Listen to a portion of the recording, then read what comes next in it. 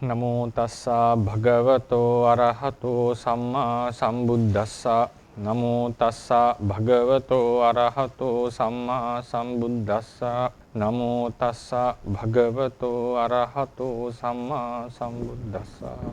Good morning, everyone. Today we'll be moving into a new topic. I think I was able to send the handout yesterday night. And because last time we finished the discussion about the conditioned realities, the Sankata Paramattas.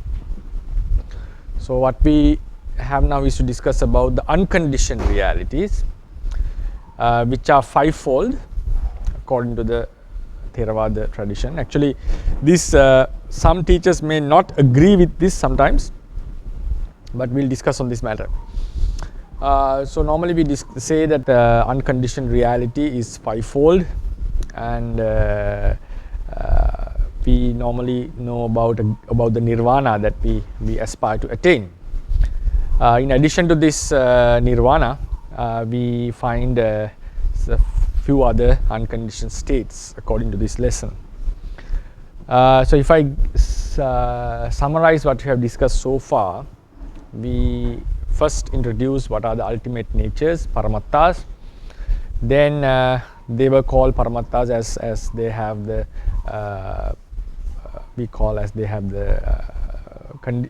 intrinsic nature of themselves. Then out of them, some depend on other realities to their existence, for their existence, and then some do not.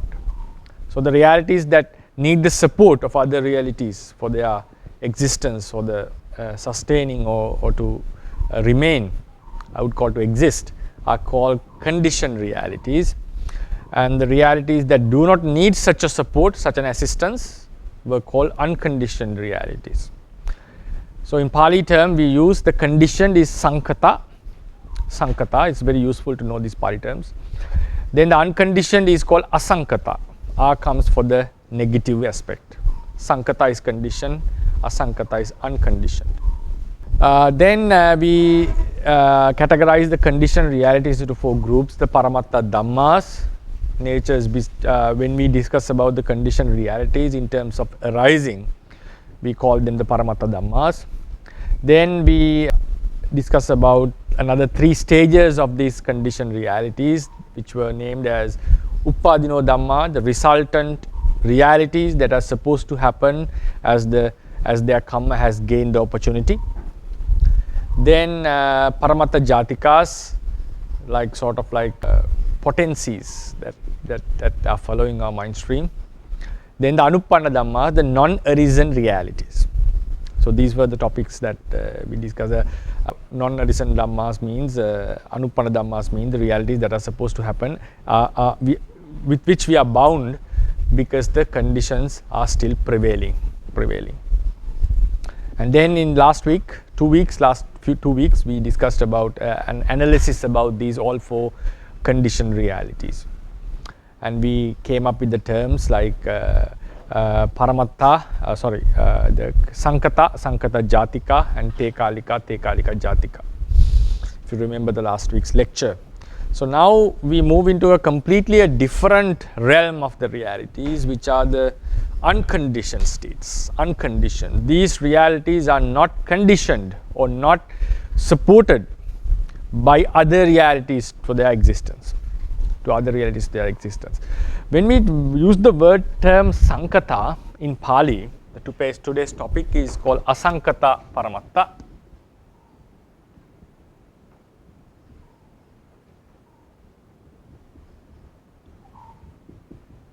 If you remember in the chart, it was here, AP Asankata Paramatta. This was Sankata Paramatta. So we discussed about all these four. Now we are focusing on these five today, right? The Asankata. So when we talk about the word Sankata, it's better to have a small discussion on this. Sankata. Sankata can be explained in two ways.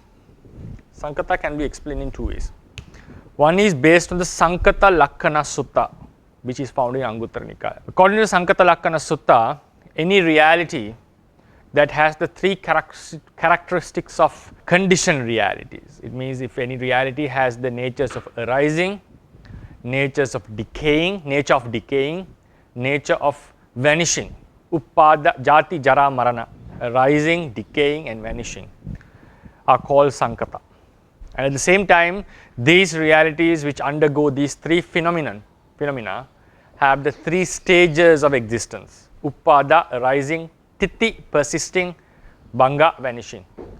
If you remember, we discussed about six qualities, that the arising, decaying and passing away. Then arising, persisting stage, it's a stage actually. Decaying and persisting are two different things, and passing away. Based on that, we classified realities into past, present and future. Yes, sorry for the interruption. If a reality to be called sankata,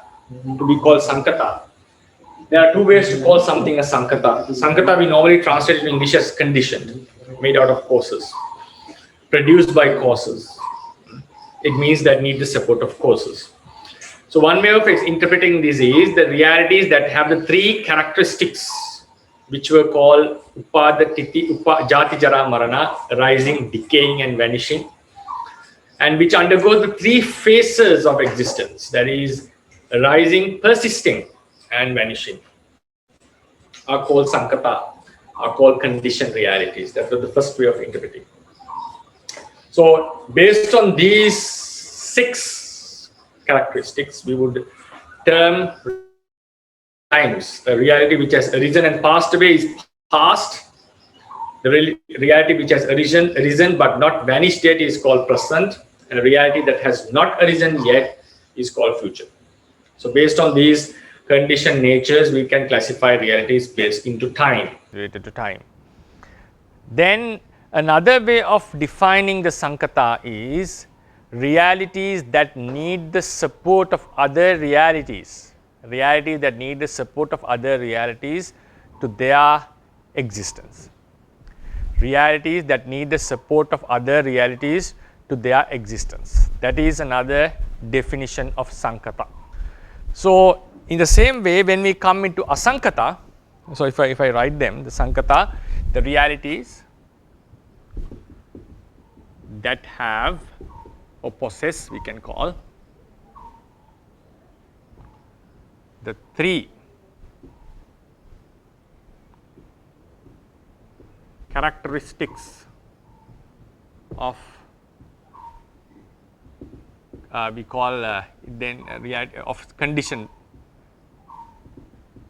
of the conditioned, right, of the conditioned, that is arising, decaying and vanishing. If something has these three characteristics, we can call it a sankata. Another way of defining sankata, this is based on the Sankata Lakkana Sutta. Another way of defining the word sankata is realities that need, that require the support or assistance of other realities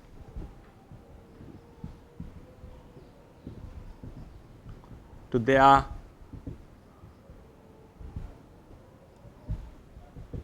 existence. This is the second way of defining. So this definition comes based on the we can arrive at this definition based on the word formation. Is it a new definition? No, this is fully in line with the Buddha's teachings. The sutra. We normally say this was like sang, the plus kra, the Sanskrit root krita. Right? We know the re changes into a, and then because of sans, the root s and k change into kkh, and then because of triple consonants, because of the three triple consonants, one k is dropped and become sankata, and this nigahita change into this. That is grammatically we come to the word sankata. Right? So this the Sanskrit word is normally in Pali we call it kar, to make, to do something. So the realities which are sang means having come together, sons having come together. Ta indicates a past participle, a passive past participle, something which was done, that is called katha, something which was done. Done by whom? Done by other realities having come together. Having come together. Samagantva, having come together. The realities which were done by other realities having come together are called sankata. So that is how we make the word. So, and this, if any reality is depending on other realities, it has an arising, it has an persisting, decaying, and it also vanishes one day. So therefore, we have two ways of explaining about the word sankata. So when we talk about the Sankata Lakkana Sukta, we focus on this aspect, and when we talk about the necessity of causes for a reality to happen, or to some reality to exist, to sustain, then we go into the second definition. So the realities that we have so far discussed have both the characteristics. They do possess these three characteristics, and they do need the support of other realities for their existence. They were the Paramatta Dhammas. Directly we call Sankata. And the remaining three, the last three, the Upadino, Paramatta Jatika and Anupannas, also are related to these aspects. For instance, we discussed how they are related to arising and decaying and passing away, because they are the realities that would arise and pass away in future. So they were, even though they were not pure Sankatas, they are related to Sankata, we call them Sankata Jatika.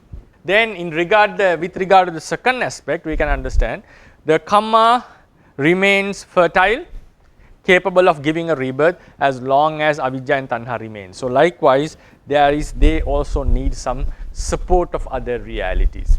So in that sense, those natures are also can be called Sankata in this regard even. So now what we are talking about Asankata. Asankata means completely negative of these aspects. So Asankata realities does not have the natures of arising, decaying and vanishing. And also they do not need the support of other realities for their existence. I will repeat what I said again. Asankata realities does not have these characteristics of arising, decaying and vanishing. And at the same time, they do not need the support of other realities to their existence. So that's why they are called Asankata, completely opposite, completely different from conditioned realities. So we call them the unconditioned realities, So now we are going to discuss about how do we understand this unconditioned nature. So we normally say if this unconditioned reality doesn't have arising, doesn't have decaying and doesn't have the vanishing, if it doesn't undergo the three stages of arising, persisting and passing away, it cannot be distinguished, it cannot be classified either as past, present or future. Because something which has arisen and passed away is called past, something which has arisen but not vanished yet is called present, something which has not arisen yet is called future. So if some reality doesn't have these characteristics of arising, especially the arising characteristic, we cannot classify it into the time within the time frame. So we call their kala muttaka, freed from time. Unconditioned states should not be distinguished as past, present or future. But do they exist? Yes, they do exist. They do not undergo the phases of arising, persisting and passing away, upada, titi, banga. They do not go under these three phases. But do they arise? Do they exist? Yes, they exist. So now the contradiction may occur in someone's mind. What about this titi phase? Titi is persisting, right? So when we say unconditioned reality doesn't have an arising, doesn't have an passing away, doesn't it exist? Does it exist? Yes, it does exist. So can't we call that it is persisting according to that? No. The reason is, according to the Theravadins, the phrase or the term persisting has a specific unique meaning. Persisting means, titi means the existence between, the phase of existence between arising and vanishing. The titi or the persisting means the phase between arising and vanishing. So that is the explanation of titi. Another way is, after it has arisen till passing away, the decaying, the stage in which the decay was seen. Whatever way may we may use, but persisting always refers to a stage between arising and vanishing. So if a reality doesn't have an arising, doesn't have an passing away, though it exists, even though it exists, it should not be designated or coined as this titi, as a titi. So therefore the unconditioned realities, even though they do not have a phase of titi, why do they do? We don't call it a titi. They are existing. They are existence because they don't have a arising and passing away. It's just a matter of terming them, matter of naming them.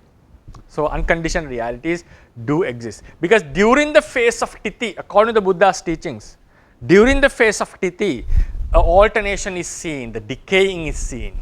So another characteristic of titi is during that phase of persisting, the reality decays. So now these unconditioned states, if they didn't have an arising, doesn't have a vanishing, what does it imply? It means they have been existing forever. They have been existing forever, and they will exist forever. They have been existing forever, and they will exist forever. Seems very odd when we look into this with an ordinary mind, with normal mindset. Ordinary means like when we think about it, can something exist forever? Because even that was the argument of Thomas Aquinas when he was going to advocate the existence of God. But it is improbable or impossible, and it's not logical that something have an existence forever, which had been existing forever. Same thing applies to samsara when we come into Buddhism. So, but according to Theravada teachings, the samsara doesn't have a beginning, and because if it has a beginning, we come into the Buddhism. Actually, the entire teachings of the Buddhism collapse if it has a beginning, because if we have a beginning, we come into huge contradictions what the Buddha has taught. So, based on Theravada aspect, Buddhism exists. The beginning of the samsara cannot happen. If you look into the matter in terms of the Theravada perspective, I'm not saying that what the other arguments made by others are invalid. When we look into the matter in terms of Theravada Buddhism, the beginning cannot happen. So we'll come into that discussion in another lecture. So how it is related to our meditation and how it is related to the understanding of Buddhism. So according to this explanation, the unconditioned states had never had a beginning. So it means they have been existing forever, and they will never have a vanishing. They will never experience the vanishing. So it means they will exist forever.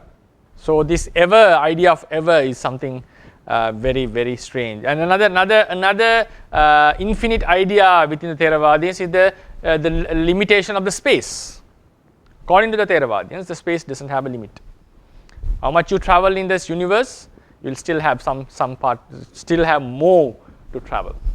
And that's the number of the beings within the universe. These are things that the Theravadians put into like we are unable to explain it logically or give a explanation that fits to the ordinary mind. But when you come into the stage of Kanka Vitarani, the getting rid of the doubt, we normally get rid of the doubt about a beginning, that he comes into the conclusion that it cannot has a beginning, and that is the main thing, that within the samsara it cannot have a beginning when someone comes into the stage of Kanka Vitarani, having contemplated on the cause and effect relationship. Anyway, because if to finalize this statement, because if the samsara had a beginning, how do we explain the first nama and rupa? What were the causes for this nama and rupa? And what was the existence one was born into? Is the first life is a human life, or first life is a divine life, or a peta life, or an animal life? Then which phenomena decided this arising? So then, if the first existence could happen without a karma, because there was no karma, So it means if someone was born as a human being, it shows that even without a wholesome deed, someone can be born as a human being spontaneously without any cause. If someone was born in the first life as in the woeful realms, it shows that without akusala karmas, you can be born in the woeful realms, and that contradicts with the theory of karma.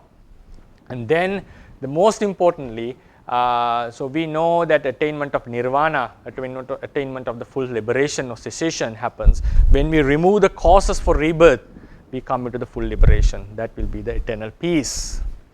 So, if we are advocating the first arising, beginning of samsara, how the first arising, first life has happened without any causes, because there were no causes prior to the first arising, first life. So then the first life has suddenly popped up. So it means without causes, the life can come up. So if that is the case, how do we guarantee, how do we guarantee that even though after we have eradicated all the causes and become an arahant and enter the parinirvana, how do we guarantee that there will be no, the suffering would not start again? Because in the first place, the suffering has occurred without a cause, if we advocate, if the Theravadians advocate the beginning of samsara. So that's why I said the entire Theravada Buddhism collapses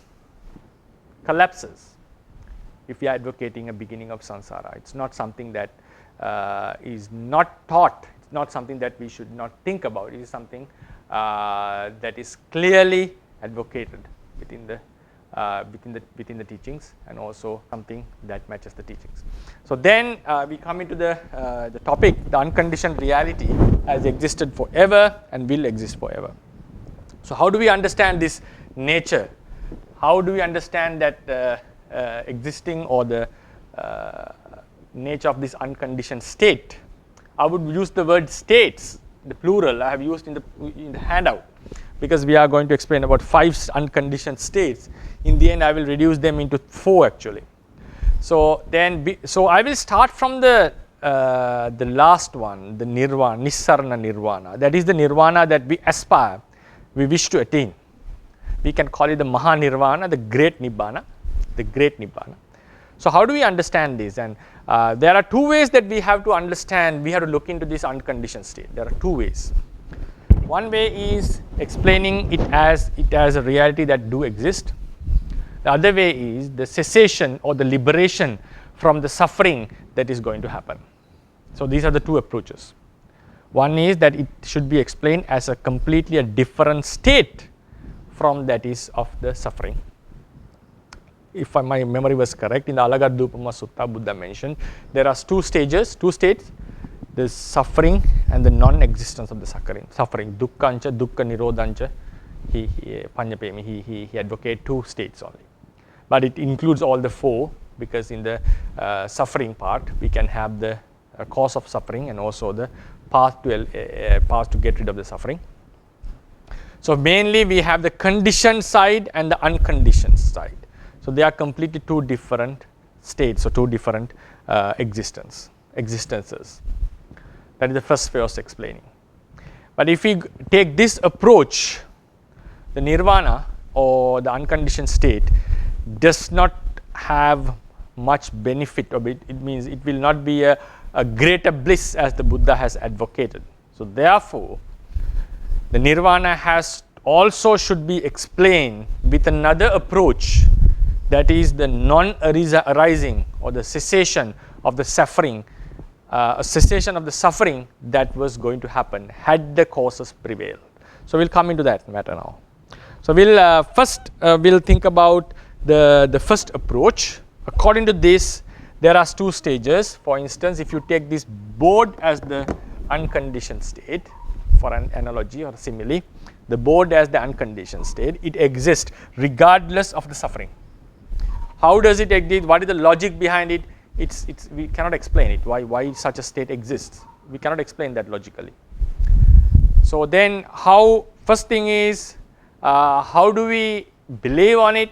Because based on the faith of what the Buddha and his disciples have said. So such a state exists. So can't it logically be assumed? Yes, it could be, it can be. That is what the Sumedha, the Bodhisattva, before his first prophecy, thought or assumed that there should be such a state opposite to the suffering, like the light against the darkness, or the healthiness against the sickness. So it can be assumed by some special beings if you think wisely. And also these all, the validity of this unconditioned state remains that on the fact that there is a rebirth, there is a suffering which is going to continue. If you think about end of a suffering at the end of the death, these kind of teachings are not necessary, because Buddhism depends on the rebirth. If there is no rebirth, there is no use of such a teaching, because the suffering is going to end at our death, right? So therefore, now if we take this as the unconditioned state, this is the unconditioned state. The suffering we experience is the nama and rupa. So we'll go to our famous diagram. So this is the birth, and this is the death. This is the future, this is the past, and this is the present life. Then someone was born, the nama rupa exists. So now we are here, and there will be some other nama rupa which is going to happen, and it is followed by a karma. Karma is supported by avijja and tanha, supported. So as long as the tanha is, karma is supported by these, one day it will get the opportunity. So I'll go it from here. One day it will get the opportunity,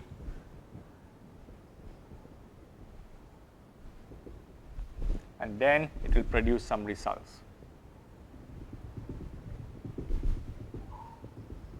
Anupanna realities. But in last week's lecture I mentioned Anupanna reality are just potential. These are the future realities. We normally say these are the future realities. Anupanna realities, that the boundness, we are potency that we possess at the moment. The potency that we possess at the moment. But for the easiness of explanation, now I'll go back to the older diagram. So I will call them the Anupanna realities rather than the future realities. But if you remember in the previous lecture, I changed the diagram and mentioned Anupanna should be addressed, and also Upadino should be addressed from here, not from here, because this is the position of the future realities. But since it is very difficult to convey the idea of this Anupanna realities at this point, so I'll again come into the older diagram and say that these are the Anupanna realities, the suffering that is going to, the suffering we are bound with, right? So now I'll just change this a bit. I'll make it, this is the present one. So we can mention the karma is following us, and from future it will get the opportunity. Now this is the future aspect. In the past we have lived and died, and the past life karma was supported by avijja and tanha in the previous life. So it got the opportunity and it gave a rebirth, gained the opportunity one day, right? So this is the normal diagram we drew. So now if you go into the anupanna, now the aspects, like these are the paramatta dhammas, the realities that arise and pass away. These are the latent forces, the paramatta jatikas. Just we leave apart the upadino dhammas. Upadino dhammas we always discuss after the karma has gained the opportunity, the resultants that are going to happen. So we'll just leave it apart. So these are the paramatta jatikas, and these are the anupanna dhammas that are going to happen as long as the conditions prevail. As long as the conditions prevail. So now there was the unconditioned state. And there is this conditioned existence. So in the first approach I mentioned the nirvana or the unconditioned. I'm talking about the great nirvana here today. Great nirvana. So we'll move into the other types of nirvanas next week. The great nirvana do exist regardless of the existence of these states. It do exist. So how do we prove this within the tradition? Because the Buddha has mentioned such a state does exist. Such a state does exist. If such a state is not existing, it is impossible to have a liberation from this suffering. So that was his utterance, that was his one of his lion's roars, that he's mentioning that there is such a state which is unconditioned, which is unmade, which is unconstructed, which doesn't have a decay, in which there is no birth, no death and so forth. There are such number of few suttas Buddha has mentioned about the existence of this state, So the tradition explains, the later books explain that if someone asks a question, how could such a state exist? Because while all what we experience is conditioned realities and also the forces, how do we advocate the logic behind such an unconditioned state? How such thing happens? So it's very difficult to explain looking into these conditioned states. So that is the first way of approaching nirvana. So it's unconditioned, it's an unconditioned state. So that is the first approach, it exists. The second approach is, I'll later at the end of the lecture, I'll combine these two approaches and try to understand this existence of this unconditioned state based on the Buddha's teachings. Now, according to another, second approach is the non-arising of the unarisen suffering. The non-arising or cessation of the suffering that is about to happen, that is supposed to happen, had the conditions prevail.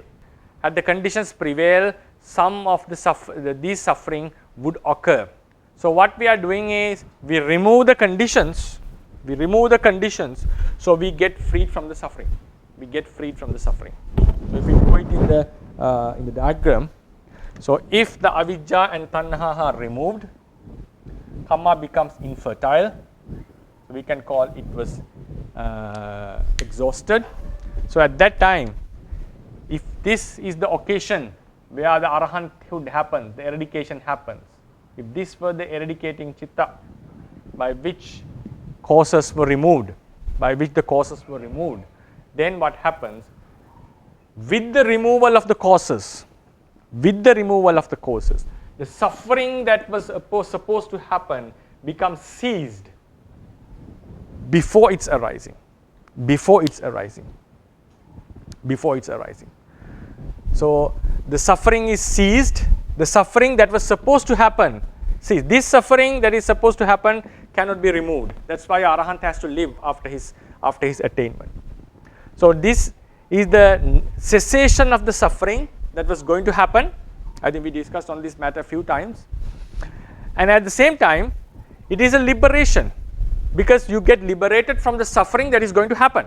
Liberation always comes from something which is about to happen, not from the something that has occurred. According to the Theravada teachings, something happens, as a suffering occurs to us, it naturally passes away momentarily. Another new suffering occurs. So it's a momentarily existence is happening. In such a momentary doctrine, a doctrine which advocates about the momentariness, if something has occurred, it will naturally vanish. There is no need of escape, no need of a liberation, because naturally that suffering will cease. So liberation is always related to the escape from something which has not come yet, a suffering that we haven't confronted yet. From that, we are advocating a liberation.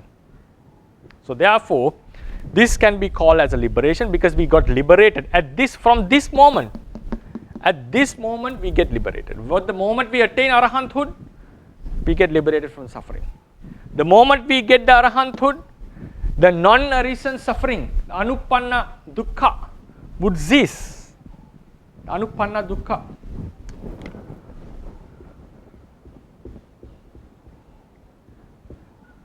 Anupanna dhammas would cease. This is paramata jatikas, right?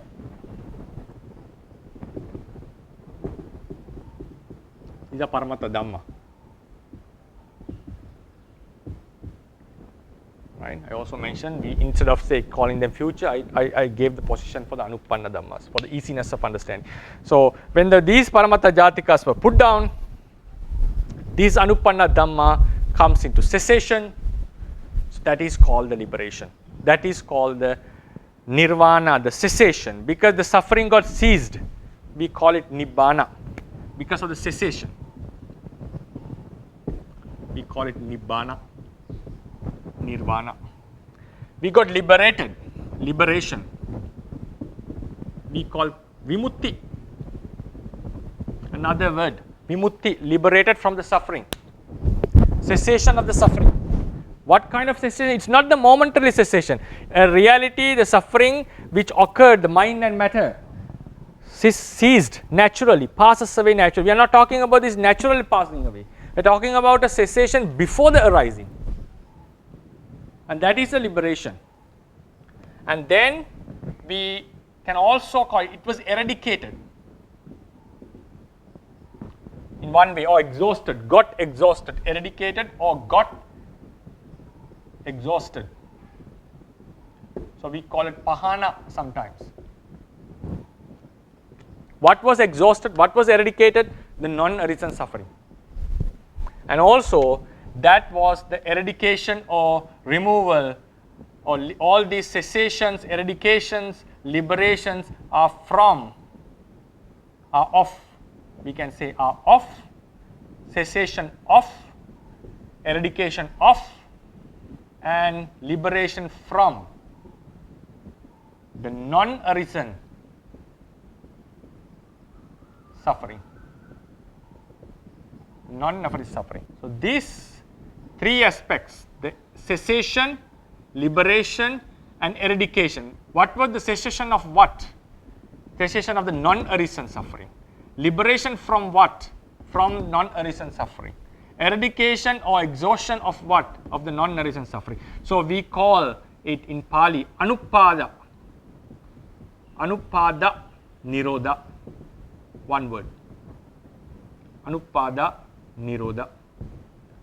I have given in the handout these three terms.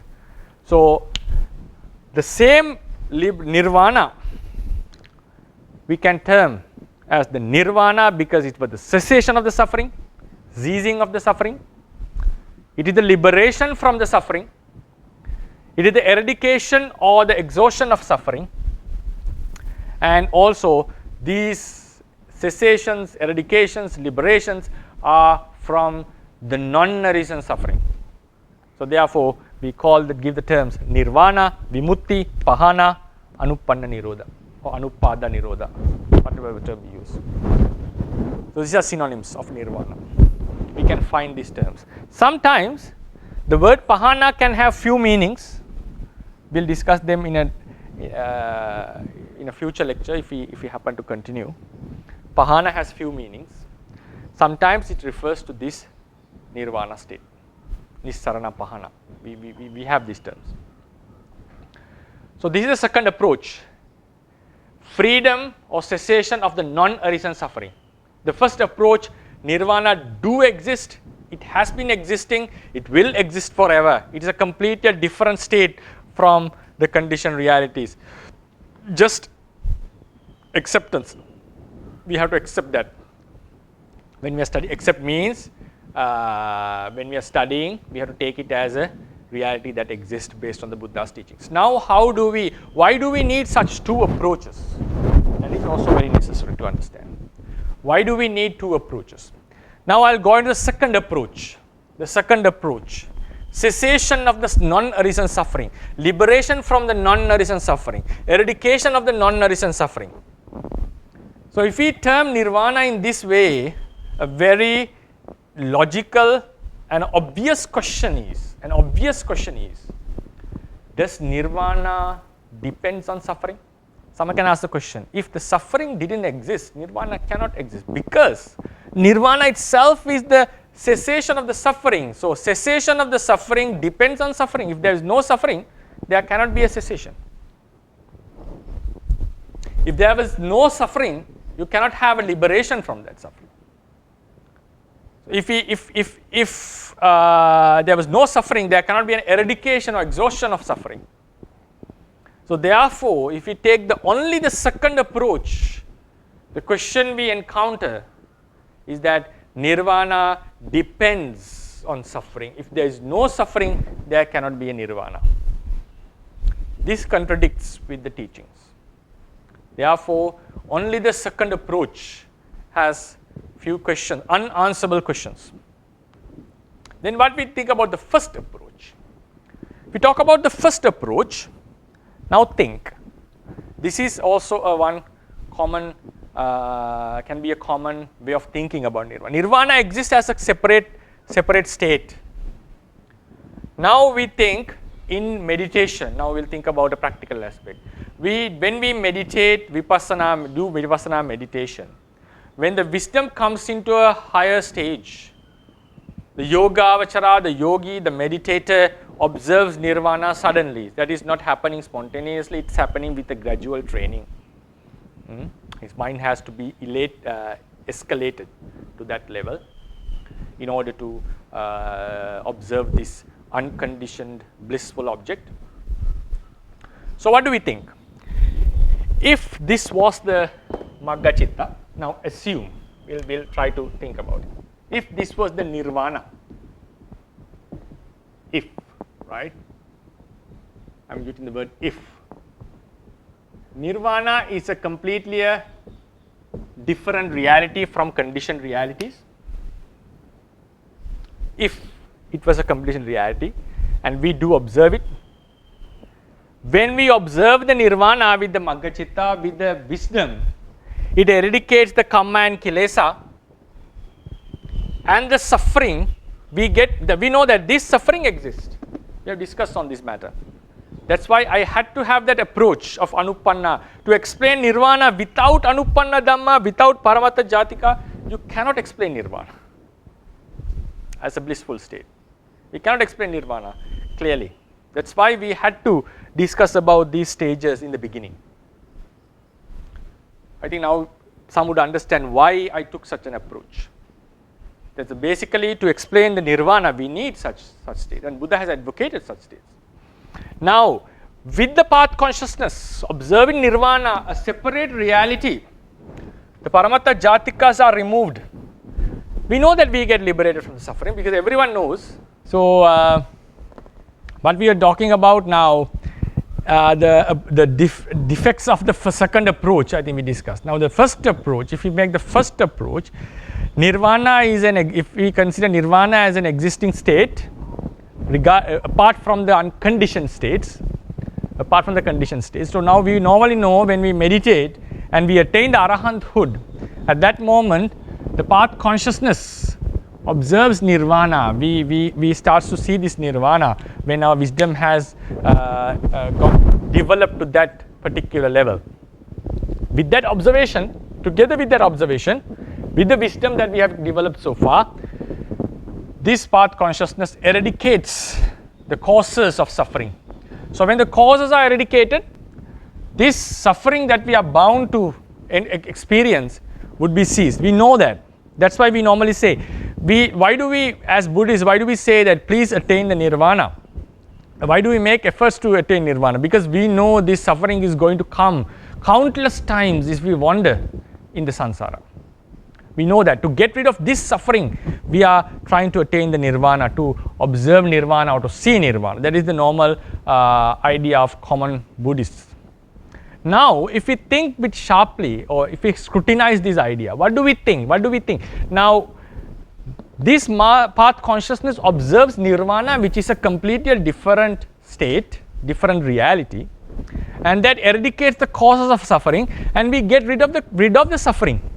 The suffering is no more in that sense. If we say the suffering is no more. So now what do we think? What is the real bliss?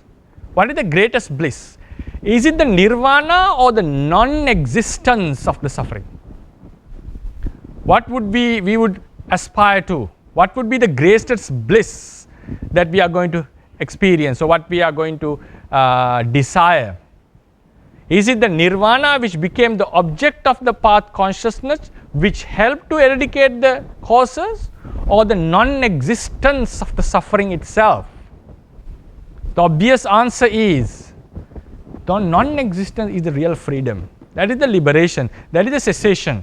That is what we want. In this case, if we take this first approach, nirvana is just a means by which we attain the highest bliss. Nirvana cannot be the highest bliss. highest bliss should be the absence of the suffering. Highest bliss should be the cessation of the suffering. Highest bliss should be the liberation from the suffering. But how the Buddha has mentioned there is no bliss higher than nirvana. If this first approach was made, only the first approach was made with such an attitude, Buddha have to say nirvana is the instrument or the cause which supports you to attain the greatest bliss, which is the liberation from the suffering that is going to happen. So therefore, with the first approach, nirvana is not the greatest bliss. And it is not the refuge of being. In this case, the refuge is the non-existence of the suffering. But that is not how the Buddha has mentioned. So if you want to match the explanations with the Buddha's teachings, we cannot take only the first approach. Why is that? The suffering, we were bound with the suffering, and that release from that suffering should be the greatest bliss.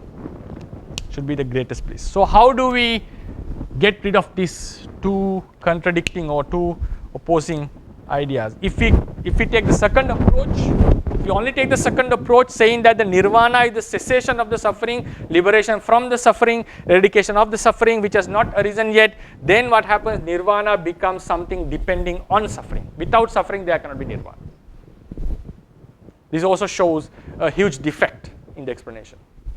If we take nirvana as a completely separate reality other than this process, completely apart from reality, something like a chitta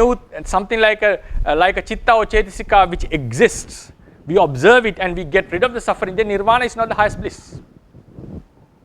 So how do we get rid of this paradox? For that we have to combine both the approaches. For the very fundamental aspect of this merging is we have to take, there are only two aspects exist. I'm talking about the animated beings, the living beings. This is not applicable to non-living things. With regard to living beings, only there are two phases, or better to not say phases, two aspects, two states.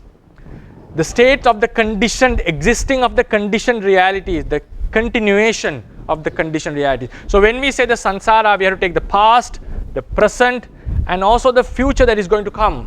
This is the conditioned state. Then we have an unconditioned state according to the first approach. It exists regardless of the first conditioned state. So what happened? There is no third stage. There is no third aspect. Only two exist. So that's why in the first lecture I mentioned. So we have to take it as two things. This is nirvana and this is the conditioned state. So what happens? So if we consider up to here is the past and the present, this is going to be the future lives. So when the causes are eradicated, when the causes are eradicated, the suffering that is about to happen would cease. So what remains is the other state. That is the nirvana. There is no third stage. If we take only the first approach, sometimes, not always, sometimes we may come into an idea about nirvana, the existence of the conditioned state, and the non-existence of the condition. So that the third stage is there. So what we are doing is we are abolishing that third stage and saying only two stages exist. So what happens?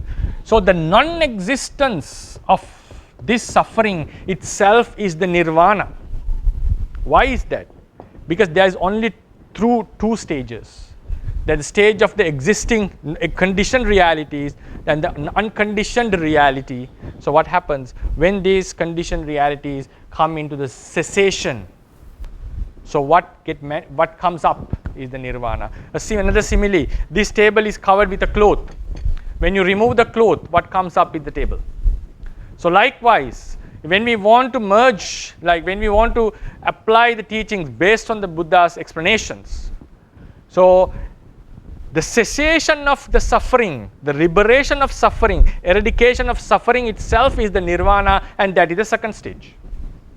If there are only two stages, the absence of suffering, the cessation of suffering is the nirvana itself. And it has been existing forever. Why is that? Because it's a completely different state. It's a completely different state. It was covered to us by this conditioned state. Us means this conditioned state covers it. So when the condition, the non-arisen conditioned realities, not the arisen ones, non-arisen conditioned realities comes into cessation. Now we said the nirvana is like the board. So I'll take out this approach because it has problems. So nirvana we consider as the board. So when the causes are removed, when the non-arisen suffering is taken out, what happens? What remains is the board.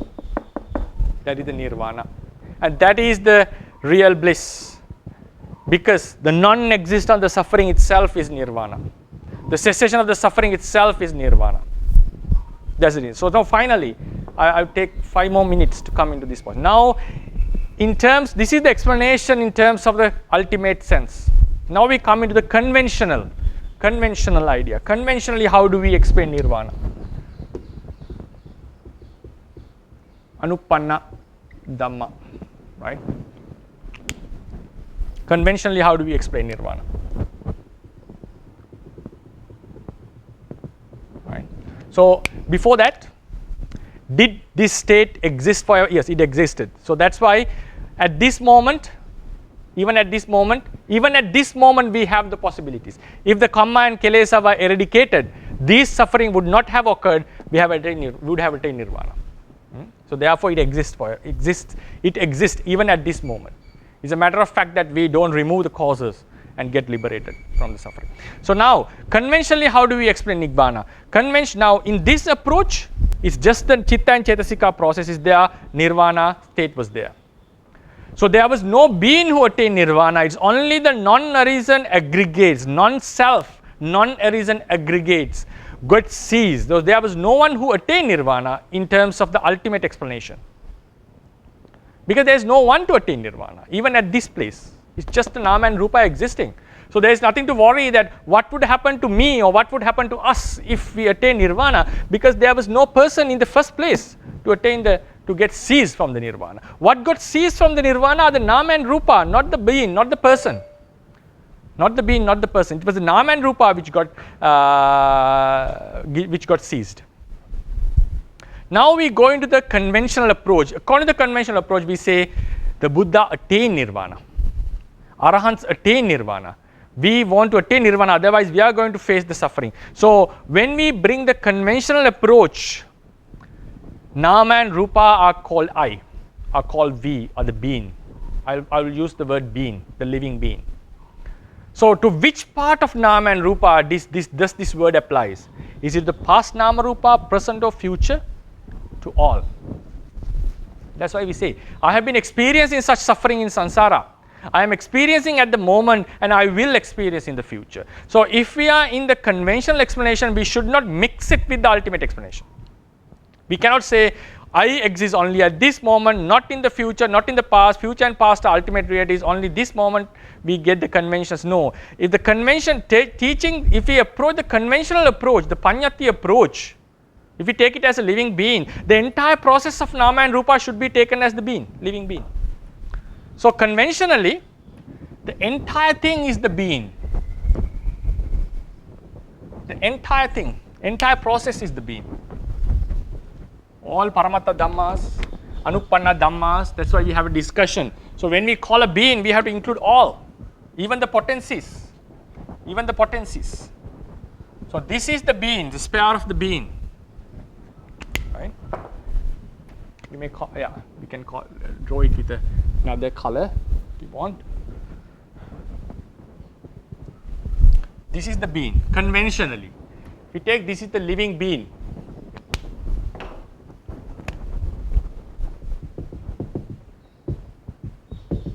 Living being. That is a conventional explanation. Take in the aggregates as the living being. So it's not an ultimate explanation, it's a conventional explanation. So if we take the entire thing as the being, what happens? When the causes are removed, this will also be removed. So if this unarisen suffering belongs to the being conventionally, so where the being was before, now there is nirvana. So we say the being attains the nirvana. If the unconditioned non-arisen suffering belongs to the being, this nirvana also should belong to the being conventionally, not ultimately. So if we make the conventional approach, that was our suffering and that's our liberation. I was bound with suffering and I attained liberation because conventionally I have attained. This is nirvana because I was labeled to the entire process of the suffering. So if we get rid of this part of the suffering, which was the non-arisen part, then what get manifest? What remains is the nirvana, the non-existence of suffering. So that belongs to me also. So if we make the ultimate approach, there is no person, it's just a nama and rupa process. The non-arisen nama rupa is continues, bound to continue as long as the causes remain. When the causes are removed, that suffering gets ceased. So there is no one who attained nirvana. Only the non-arisen aggregates got ceased with the removal of the causes. So this is the unconditioned state, and it does exist even at this moment, because think that if this was not attained, we are bound with this suffering. Now, just to conclude the lecture, the final statement, at this level, now if we, as long as the Arahanta Magga is not attained, we are bound with this suffering. But if we have the opportunity now to decide or to strive whether we arouse this or not, if we arouse this would be seized and the nirvana will be attained. If we don't arouse this, the suffering would still continue. So the nirvana didn't arise with our attainment. It already existed. It is a matter of entering or attaining it. It's just a matter of fact whether we bring the noble path or arouse the noble path or not. So therefore, even at this level, we have the two options. If we continue as it is, we would end up in the suffering. If you arouse the path consciousness and remove the causes, we would end up in nirvana. So even at this moment, we have the both possibilities, and it is a possibility that we could attain. And it is not just the absence of suffering. It's not this empty space. It has a glory. It is such a wonderful object. By seeing it, by observing it, the path consciousness could eradicate the nirvana. When someone observes nirvana for the first time after Gotrabhu Chitta, surely he is going to eradicate defilement. So that is the glory of nirvana, which also indicates it's not just a mere empty space. It is the emptiness. We can call it an emptiness, absence of the suffering that is going to happen. So therefore, and the first approach is it does exist as a completely separate state. What is the logic behind it is very difficult to explain. So therefore, in order to explain the unconditioned state, the last nirvana, the Mahanirvana, we have to have two approaches.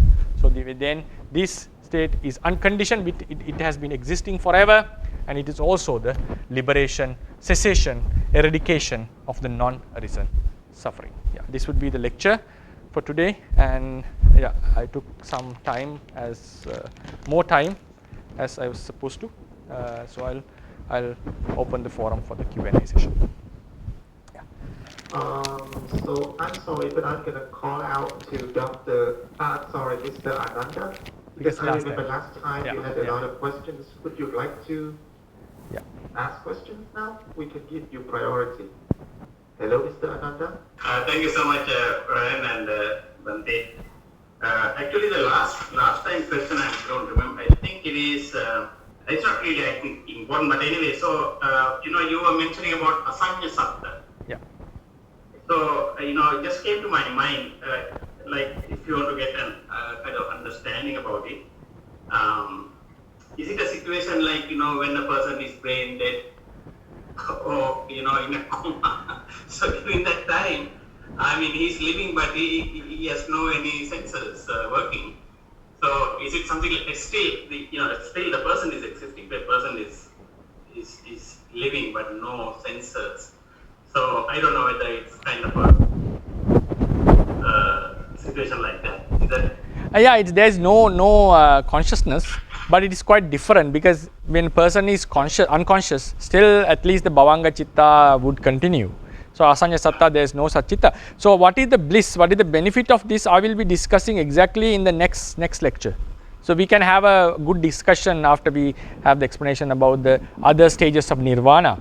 So I'll be directly pointing about the asanya satta, your question even. Next week we can have a broader discussion of this after we discuss the topics. Okay. There's another question, I don't know if I can. Yeah, please. Yeah, please. When you say asankata, now you say asankata is existing. Yeah. So it has to exist compared to a living being, right, Bhante? Like, no, if you understand it as non-existence of samsara or samskara or, namarupa, so that is what is called existing, right? Non-existence of namarupa. Is that right? That's why, that is the second approach. So if we come into only with the second approach, your question is inevitable. Because if it is the non-arisen of suffering, it depends on the being, it depends on the suffering. So that's why I say if you only take the second approach, we come into a unexplainable thing, that how can it be unconditioned. So that's why the first approach is necessary. It does exist independent of the suffering, and that state is equal to the non-existence of suffering. So what I have done is, what we do is we merge the two approaches. So nirvana is a completely different state of conditioned reality. But when the suffering becomes ceased, what remains, what has is nirvana. So we say the suffering got ceased in nirvana. So the non-existence of suffering itself is nirvana. So that is by merging these two approaches. Otherwise, if we take only it is the cessation of suffering, as you said, we come into a problem that how can it be unconditioned. Yeah. Okay, thank you, Bhante. Sadhu. And then again, hi Bhante. So I'm still having some problem accepting the second approach. Yeah. Because so we have the very similar situation for the akijjanya yatana citta, right? Because akijjanya yatana citta, it takes the absence of the first citta, the rupa citta, and we know that the absence of that, we define it as the panyati. So here it looks to me they are very similar definition here, because it's also the absence or the cessation of the non-arising suffering. So that by itself is some kind of a panyati to me. Yeah. So it can be explained as a panyati. There are places where it has been explained, like especially in the Abhidhamma Avathara. This cessation of the non-arisen, cessation of the non-arisen. If we take the mere absence, it's considered as a panyati. It has to be a panyati for sure. So here what happens is, why do we call it the nirvana?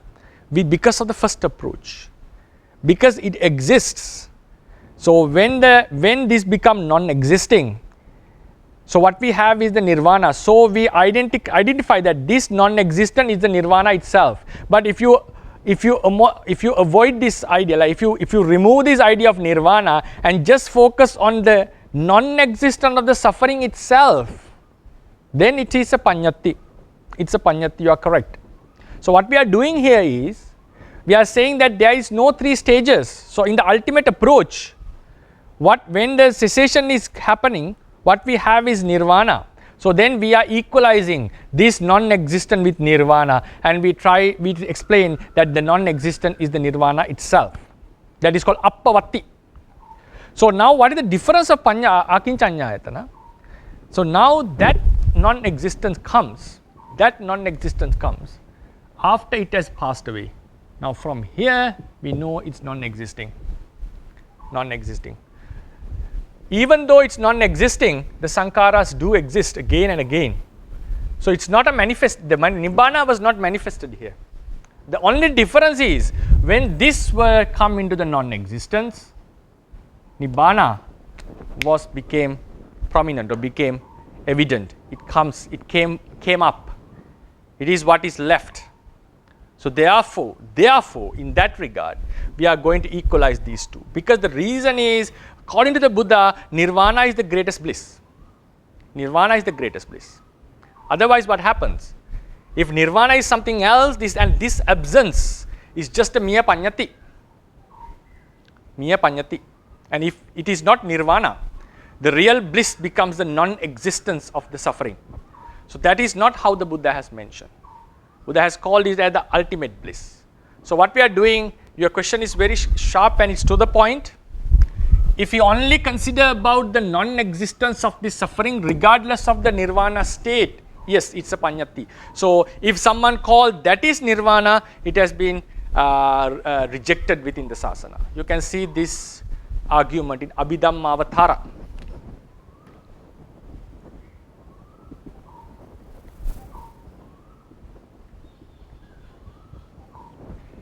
And also some other commentaries, it's clearly mentioned. Nirvana is not the Anupanna Nirodha of suffering. That is focusing merely about the absence. It's merely about the absence. So what we are doing here is, when that suffering is absent, Nirvana is what is left. So we are going to equalize that absence with the Nirvana. So we attribute all these names to Nirvana because that is the state which is left when the suffering is no more. Sadhu. Yes, that's very clear. Thank you, Bhante. Please go ahead, Sayane Punya. Hey, good morning, Bhante. Good morning, Sally. So according to a handout, you mentioned 5 kinds of Nibbana. So this type of 5 kinds of classification, I couldn't find in the Tipitaka. I only found it like Bahana. Yes. And also another Bahana is Pasadi Bahana. You didn't mention like that. So this is based on which reference? Classification. Yeah. I will come into that in the next lecture. Now we just explain about the existence of the great Nirvana. The remaining 4 will come. Patipasadi Pahana is Palachitta. So it falls into the conditioned state. So actually we all within the Sasana we have 7 types of Nirvana. One is Michadikti Nirvana. We will next lecture I will give a more broad explanation on this. Those Nirvana have been advocated in the Brahmajala Sutta. Ditta Dhamma Nibbana Vada, 5 types of Nirvanas. One is enjoying the sensual pleasures, one are the remaining are the 4 jhanas, including the Arupa. If someone considers them as the cessation or Nirvana, it's a wrong view. Then the other 6, the 5 I have listed, and then according to the sevenfold Nirvana, it comes at the number 6. So the remaining what I have removed is the Patipasadi Nirvana. Patipasadi Nirvana is the Palachitta. If you know the Mangala Sutta, we have Tapocha Brahmacharyancha Arya Satchana Dassanang Nibbana Satchikiriyacha Etam Mangalam Uttamam. Here Nirvana, according to the commentary, Nibbana Satchikiriya means attaining the Palachitta, not attaining the great Nirvana. So some places Palachitta has also been referred as Nibbana. It's a conditioned Nirvana. Means we should not get stuck with the word Nirvana. For the Palachitta, the word Nirvana has been used because the kilesas become more tranquilized. Then Sammuti Nibbana we can find in many places, not with that specific term. What is the logic behind it, we'll discuss next week. The Tadanga Nirvana, you can find the word in Anguttara Nikaya. I have given you the reference, Tadanga Nibbana. And also it can be explained based on the Salleka Sutta. And the Vikamana Nibbana can also be found in the Navaka Nipata of Anguttara Nikaya, the word. In the commentarial explanations, we find it equalized with Pahana. And also if you go Tadanga Nibbana, Tadanga Nibbuto, we find these terms within the literature. So how do we explain them based on the Tipitaka, and also practically what is the use of such states? we'll have a more broader discussion next week, because now I have explained about the great nirvana which we aspire. So the same formula we are going to apply to the remaining four, actually, four nirvanas. The fourth one is also equal, is the eradication of kilesas. I'll be explaining on all these four in the next lecture, because now I have made the approach to the unconditioned state. The same approach will be made to explain the remaining four states. You cannot find the list in one place in the Tipitaka.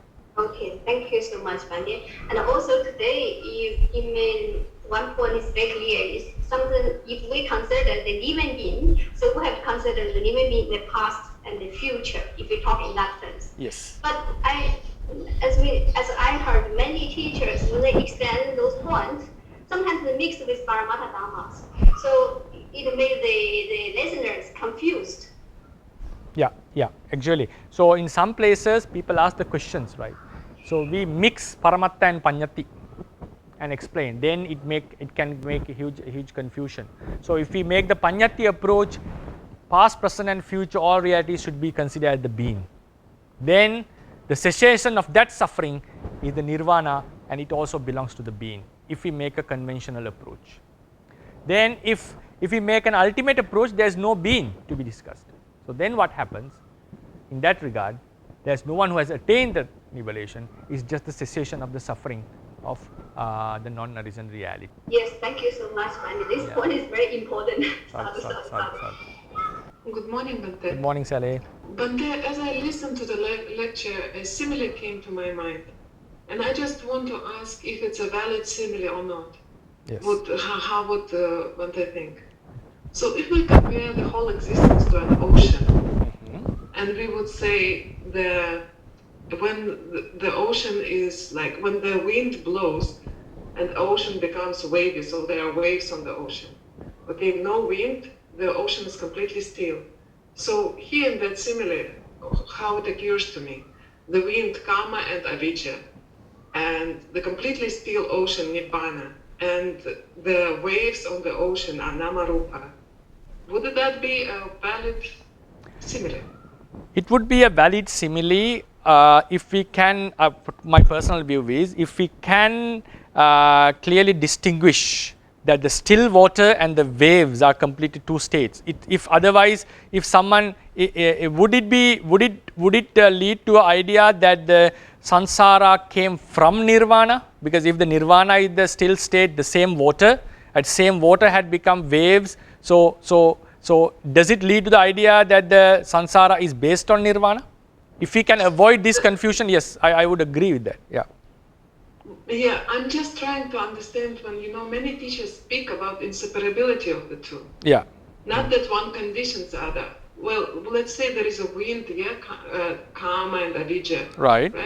And that is blowing all the time. So we don't know how long, we cannot say how long it's blowing. So it means but we can stop the wind.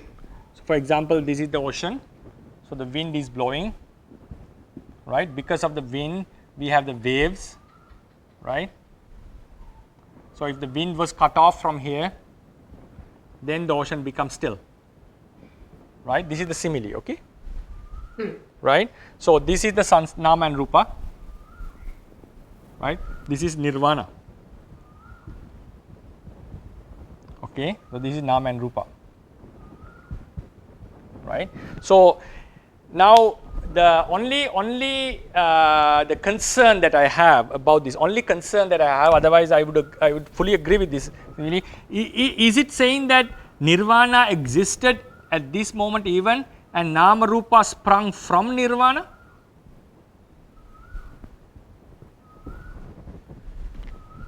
Did you get my point? Like the concern that I have, because it's the same water. So if like the only thing is, if someone can argue this nibbana is the water, same water that has come into the waves. So if we talk about the wave function, like it's not, we are not talking about the water, we are talking about the waves.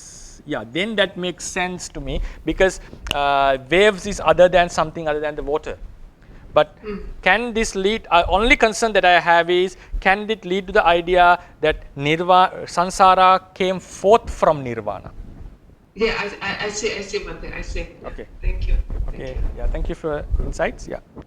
Bhante actually has no questions also. I mean, so earlier when you were talking about the beginning of samsara, actually Bhante, I mean, it is very, very clear, isn't it, that, you know, you can't have a beginning because, so when you believe in Hetupala, so for everything there should be a reason. So then, you know, it could be a big bang or whatever in the, you know, present day, you know, things.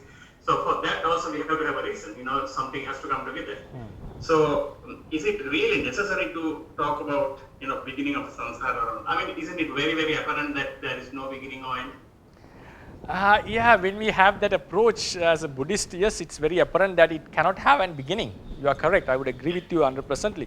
But the thing is, why people are searching for a beginning? Because it's, because why do we say it's conditioned? Because we have the very basic of the conditionality, conditioned theory, the theory of conditionality, very basic is based on nama and rupa. We are talking about nama and rupa, it arises and pass away, they have a momentary existence. So before they suddenly pop up and vanishes, so there should be causes for that. So likewise we see a stream of nama and rupa. But if someone doesn't have this understanding or doesn't have this view about nama and rupa, I think they will have problems in accepting this theory, because for us every chitta has a beginning and passing away. So therefore we find we need similar causes for this existence. But if someone doesn't have this nama rupa paricheda idea, nama and rupa, I think there can be some difficulties in some beings to understand that there should not be a beginning. I think that is based on this, because we are talking about nama and rupa, based on nama and rupa.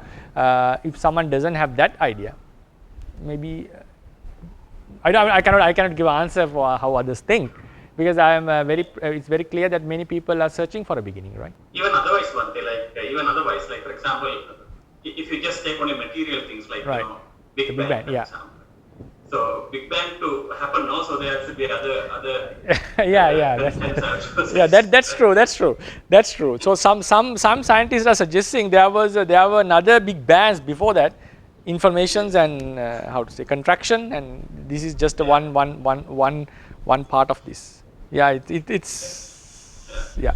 Okay, yes, thank you. So we'll call it a day then. Okay, thank you, Martin. Yes. Thank you for listening, and may this merit help us to attain the ultimate liberation and also support the prolongation of the Buddha's teachings. Buddha sasanang chirantittatu, Buddha sasanang chirantittatu, Buddha sasanang chirantittatu, sadhu, sadhu, sadhu.